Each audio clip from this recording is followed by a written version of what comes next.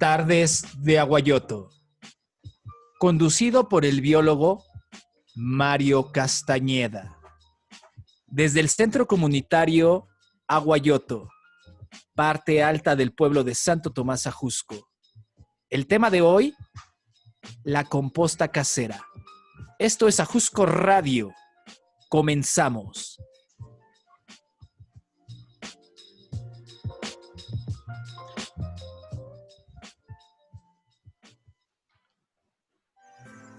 Hola, ¿qué tal? ¿Me escuchan? Buenas tardes. Buenas tardes. Pues muy bien, bienvenida mi querida audiencia a un programa más de Tardes en Aguayoto. Pues un gusto tener aquí esta transmisión en vivo y en directo desde el Centro Comunitario de Aguayoto, donde tenemos por allá a Mario Castañeda y veo que hay muchos más conectados en esta charla que vamos a estar pues teniendo.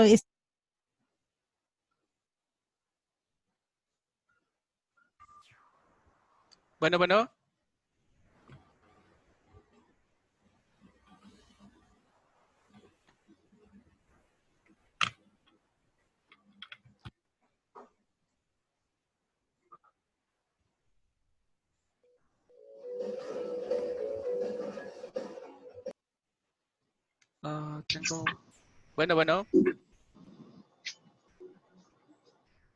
Algo pasó.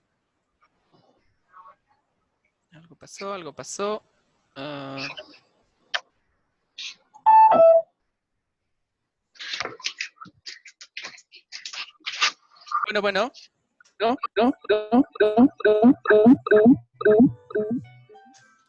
Creo que soy yo. ¿Me escuchan? Vamos a empezar. Sí. Algo pasó con la transmisión de Ajusco, que dejé de escuchar de repente a Jazz. Pero bueno, espero que me esté escuchando. Ya si me estás escuchando, porfa, mándame un mensaje. Parece que está apagado tu micrófono.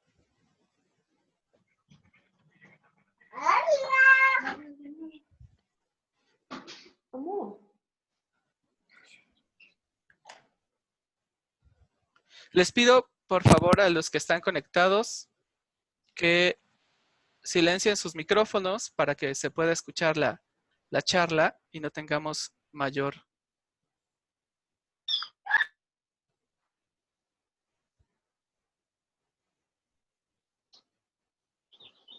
Bueno, ¿qué les parece si empezamos? Tengo un problema aquí para comunicarme con Jazz. Espero que me esté escuchando. Yo no la escucho.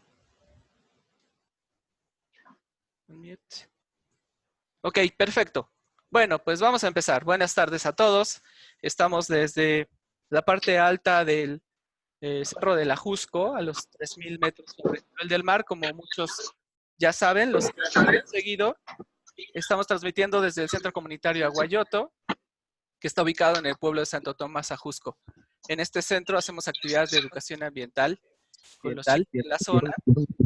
Y bueno, el día de hoy decidimos hacer una transmisión para mostrarles a ustedes una técnica para elaborar una composta. Esto es muy preocupante y ahorita se los vamos a explicar. Entonces, si no hay como mucho más que decir, les voy a compartir una pantalla. Les pido a los que van entrando que silencien sus micrófonos para que no se interrumpa el audio. Y voy a compartirles en este momento una pantalla. ¿Sí? Ok. Bueno, les decía, somos el colectivo Aguayoto y llevamos a cabo desde hace más de 5 años aquí actividades de educación ambiental gratuitas para los chicos de la zona y para todas las personas que se quieran sumar, ¿no? Y la plática que tenemos hoy es sobre composta. Supongo que muchos ya tienen más o menos una idea de lo que se trata, ¿no? Pero lo que vamos a desarrollar aquí son dos temas. Uno es una justificación de por qué es importante elaborar una composta y la otra es la parte ya más técnica del método para realizarla. Y bueno, esta parte va a estar un poco larga, pero es bien interesante porque no muchos sabemos cuál es la importancia de compostar nuestros residuos orgánicos. Y miren, vamos a entrar en contexto. Resulta que estamos en la Ciudad de México y la Ciudad de México junto con su zona metropolitana, que incluye todos los municipios que están alrededor, como Chalco, Ecatepec, Nezahualcóyotl. Esta zona es la cuarta ciudad más poblada del mundo, solo después de Tokio, Nueva Delhi y Shanghái. Esta zona es la zona metropolitana de la Ciudad de México, tiene cerca de 21 millones de personas de acuerdo con el último censo de INEGI de 2015. Es una megalópolis, es una ciudad megapoblada y entonces eso trae algunas situaciones que tenemos que analizar, ¿no? Al ser la capital del país, es uno de los centros económicos y culturales más importantes de México. No por nada, el doctor Miguel León Portilla le llamaba al Tepetl-Iyolo, el corazón del pueblo, debido a que en esta ciudad se produce una gran cantidad de cosas que consumimos, se distribuyen y se consumen bienes y servicios. La Ciudad de México, en el último censo que se hizo, que fue de 2015, hace 5 años, tenía 8.918.653 habitantes, casi 9 millones de habitantes, solo la Ciudad de México. Esto tiene algunas consecuencias en términos ambientales, ¿no? Por ejemplo, el deterioro y la pérdida del suelo de conservación, áreas verdes urbanas que son insuficientes para la cantidad de gente que vive en esta ciudad, el agotamiento, desperdicio y contaminación de recursos como el agua, altos índices de contaminación atmosférica, una alta demanda y consumo de energéticos, y el tema que nos trae aquí a la mesa de discusión es la contaminación por residuos urbanos. Y ese es el tema que queremos abordar y cómo podemos proponer una alternativa de solución, ¿no? Nos vamos a basar en un documento que está en internet que se llama el Inventario de Residuos Sólidos de la Ciudad de México. Existen varios por año. El último es el de 2018, que se publicó en 2019. Es decir, se hizo un inventario en todo 2018 y con los resultados la publicación salió en 2019 y está en la liga que está aquí abajo, ¿no? Pero ustedes lo buscan así como Inventario de Residuos Sólidos de la Ciudad de México y les va a salir. Es un documento amplio, pero que está súper interesante. En este documento resulta que dice que cada uno de los 8.9 millones de personas que comentábamos hace un momento que existen en la Ciudad de México, genera en promedio 1.38 kilogramos diarios de residuos sólidos. Nótese que no estoy diciendo basura, estoy diciendo residuos sólidos y ahorita vamos a explicar cuál es la diferencia entre residuos sólidos y basura.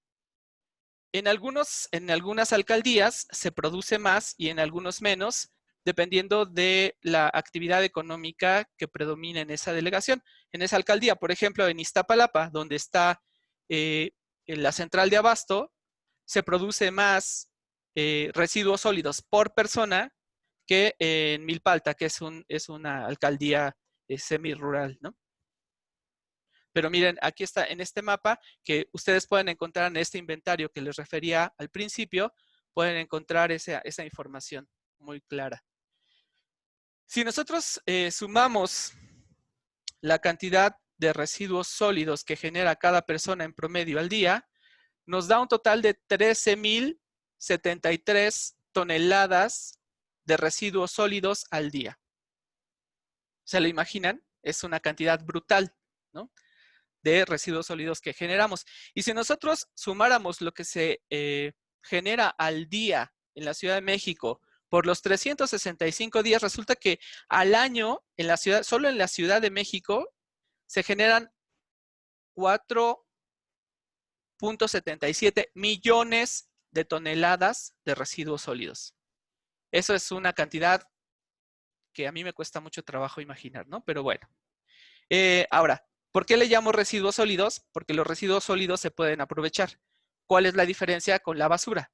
La basura, de acuerdo con una definición que busqué, es una mezcla de residuos sólidos, domésticos, comerciales o industriales, que es producida por el ser humano y que no permite su posterior utilización. Entonces es por eso la diferencia y nosotros le vamos a llamar a partir de ahora residuos sólidos y no basura, ¿no? ¿Por qué? Porque vamos a ver en un momento, se pueden reutilizar, se pueden separar, se pueden hacer una separación para que podamos después aprovechar esos recursos. ¿Y cómo estamos por delegación? Pues les decía que dependiendo de la alcaldía, perdón, no delegaciones, alcaldía, me sigo trabando con eso, uno se da cuenta que hay algunas que generan mucho más que otras. Por ejemplo, les enseñaba Iztapalapa, ¿no? Iztapalapa produce el 17% de los residuos sólidos de toda la ciudad. A diferencia de Tlalpan, que es la alcaldía en la que nos encontramos, que produce solamente el 7%. Y la que menos produce es Milpa Alta, que es el 1%, pero bueno, es una alcaldía que en su mayoría tiene un tipo de suelo que es rural o semirural y no se genera tantos residuos sólidos. El origen de los residuos sólidos en la Ciudad de México es muy variado, pero bueno, el gobierno local se ha encargado de hacer una clasificación y miren ustedes, una buena parte son generados por comercios como restaurantes, tiendas departamentales. Otra parte, que es la barra café, si nosotros vemos esta gráfica de pastel, la barra café son servicios como hoteles y otros negocios y esos generan una parte de los residuos sólidos. Otros son diversos, que no entro en la clasificación, pero sí la siguiente, que es SEDA, que es la central de abasto. La central de abasto solita genera el 4% de los residuos sólidos de toda la ciudad. Y otros son los controlados, que son los de uso médico no infeccioso. Sí, por ejemplo, los empaques de plástico de las medicinas o cosas así. Esa es una parte. Pero vean ustedes la barra que está, bueno, yo la tengo del lado derecho, o en el pedazo de pastel, que es el rojo, que son los desperdicios o los residuos sólidos domiciliarios. Eso es lo que generamos en nuestra casa. Lo que generamos en nuestra casa es el 48%. Eso quiere decir casi la mitad de todos los residuos sólidos de la ciudad se generan en la casa. O se recolectan en la casa, porque muchas veces compramos cosas en un supermercado, en una tienda, y lo desempacamos en la casa, y en este lugar es donde lo recolecta el servicio de basura, de limpias de la Ciudad de México. Pero ustedes vean, es una cantidad muy grande la que generamos en casa. Y esto quiere decir, o sea, todo lo que generamos en casa al día son 6,274 toneladas. Es casi la mitad de lo que se genera en toda la ciudad.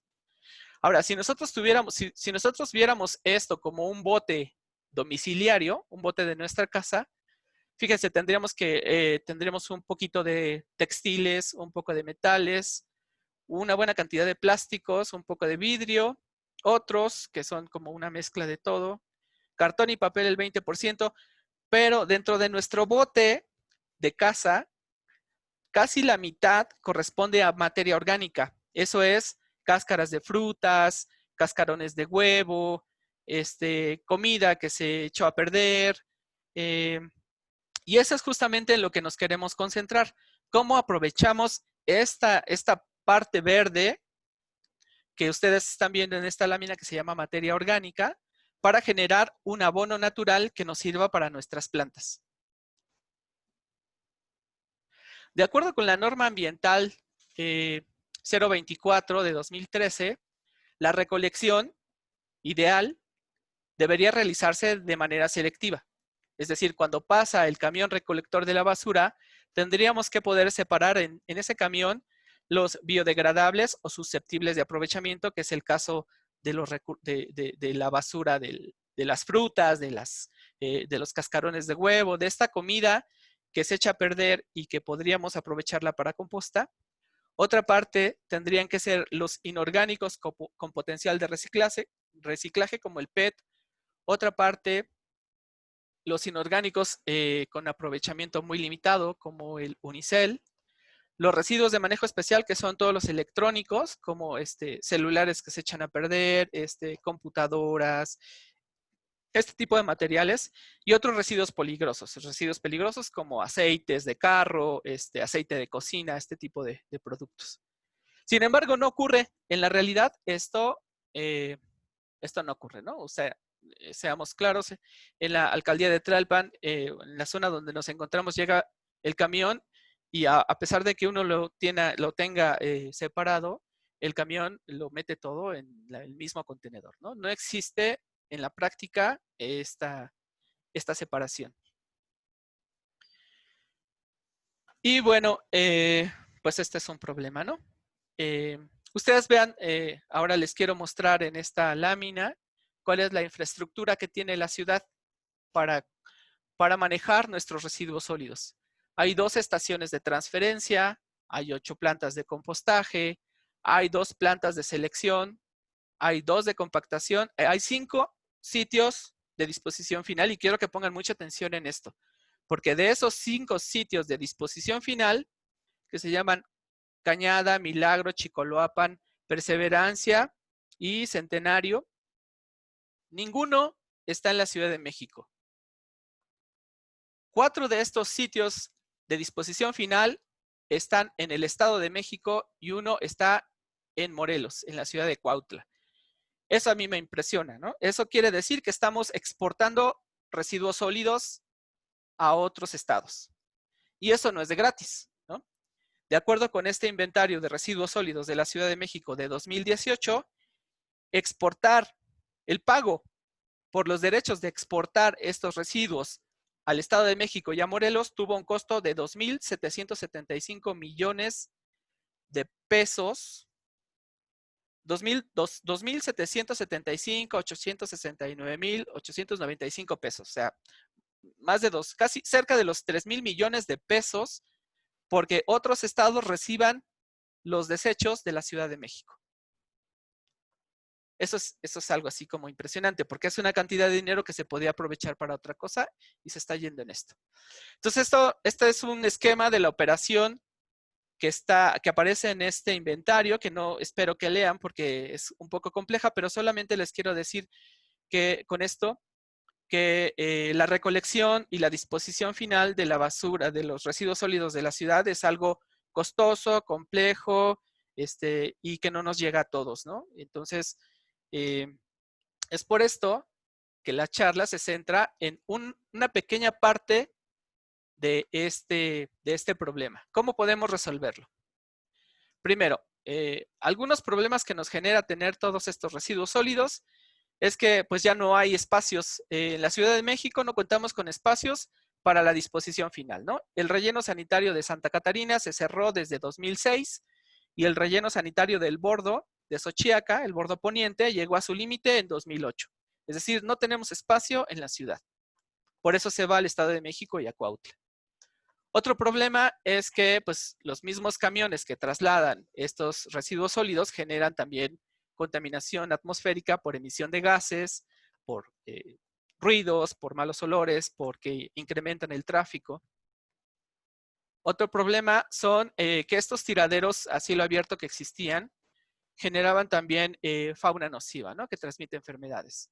Y además de otro problema que es todos los líquidos que se filtran cuando llueve y hacen contacto con estos residuos sólidos se llaman lixiviados. Y esos lixiviados son altamente contaminantes y se filtran hacia los mantos acuíferos, que es de donde se extrae el agua que usamos para vivir, ¿no? Es otro problema grave que tiene el manejo de los residuos sólidos. Otro problema es que estos generan un gasto en recursos públicos. Se destinan, como hace ratito les comentaba, miles de millones de pesos para mantener todo este sistema de recolección y de disposición final de los residuos que se podrían aprovechar para otras cosas. Otro problema es que hay desperdicios de materias primas al mezclar los desechos, si es que no se separan como en los camiones, que es lo que está pasando actualmente, al menos en esta zona de la Ciudad de México. Otro problema son las afectaciones al medio ambiente y a la diversidad biológica. Lo que están viendo hasta abajo es un mapa de una zona que se encuentra frente a las costas de California, entre California y México, que se le conoce como la Isla de la Basura. Es una superficie gigantesca, equivalente casi a la mitad de lo que corresponde a México, y es una isla de basura. Entonces, ¿algo pasó? Ok, regresamos. ¿Sí me están viendo, verdad? Ok, entonces, bueno, voy a ir un poco más rápido porque me dice esta cosa que tengo 10 minutos para acabar. Entonces, me voy a brincar unas láminas, pero bueno, la propuesta es de soluciones elaborar una composta. Me voy a brincar todas estas para no llevarme más tiempo del debido. Y bueno, ¿qué es una composta? Una composta, por definición, es el proceso de descomposición biológico aeróbico de la materia orgánica mediante la acción de microorganismos para generar un abono orgánico. Hay diferentes tipos, pero en la que nosotros podemos hacer en casa es una que podemos hacer en contenedores, ¿no? En la parte inferior ustedes pueden ver un bote negro o una caja que se hace con madera o con malla de gallinero, ¿no? Estos contenedores son más o menos manejables y esos son los que podemos tener en casa. También lo podemos hacer en hoyo, pero después recuperarla nos costará un poco más de trabajo. En cambio, en contenedores podemos sacarla y podemos aprovecharla de la manera en la que más adelante les voy a decir. Los materiales para hacer una composta. Primero necesitamos un recipiente, que puede ser un contenedor como este bote negro que estamos viendo de nuestro lado derecho. Les recomiendo que sea lo suficientemente grande, como un bote de 200 litros, es bastante bueno, porque se ahorrarán como mucho trabajo en su manejo, ¿no? Necesitamos materia orgánica compostable y ahorita les voy a decir cuál es esta, pero bueno, básicamente son restos de frutas y de verduras. Y necesitamos materia seca como tierra, paja, acerrín, hojas o viruta. Este bote tiene que tener orificios. ¿Por qué? Porque tenemos que promover la proliferación de bacterias aeróbicas. Estas bacterias aeróbicas, su función va a ser degradar los residuos orgánicos en estructuras más pequeñas para que puedan ser aprovechadas por las plantas. Si no tuvieran estos orificios, se acumularía la humedad y entonces tendríamos una pudrición y lo que proliferarían serían bacterias anaeróbicas. Entonces el bote compostador de plástico, vamos a perforarlo, vamos a hacer muchas perforaciones con un taladro. ¿Por qué con un taladro y con una broca? Porque con orificios de este tamaño no vamos a tener la presencia de fauna nociva como ratas, por ejemplo. O como culebras o como algunos otros animales que se podrían meter. El método.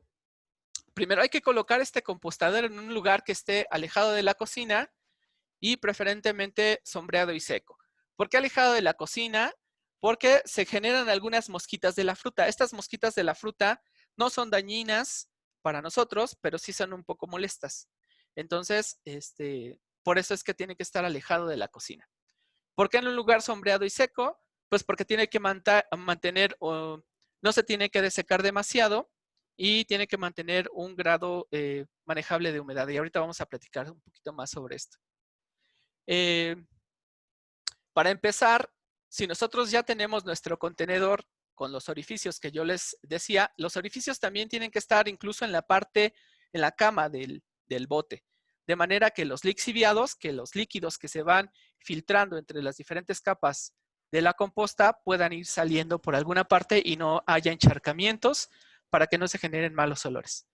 Entonces, una vez que tenemos nuestro bote, vamos a colocar una primera capa de material seco que puede ser viruta, de la que se consigue en las madererías, hojas secas si tenemos en nuestro jardín, acerrín o un poco de tierra seca. Esta cama tiene que ser aproximadamente de 10 centímetros y vamos a hacer una cama y después de eso vamos a introducir la primera capa de residuos orgánicos. Esto es lo que nos sobre de nuestra cocina, que sea frutas, verduras, legumbres, ¿no? Aquí estamos viendo, por ejemplo, pedazos de hojas de apio, de col, cebolla, de ajo, cascarones de huevo, ¿sí? Esto es lo que va a ir en la segunda capa de nuestro compostador. Y el siguiente paso va a ser poner otra capa de acerrín o de hojas secas. Esto es bien importante. ¿Por qué? Porque si nosotros cubrimos esta capa de residuos orgánicos con materia seca, las mosquitas forman como una capa aislante. Las mosquitas de la fruta no van a tener contacto con esa basura orgánica, con esos residuos orgánicos, y no se van a proliferar.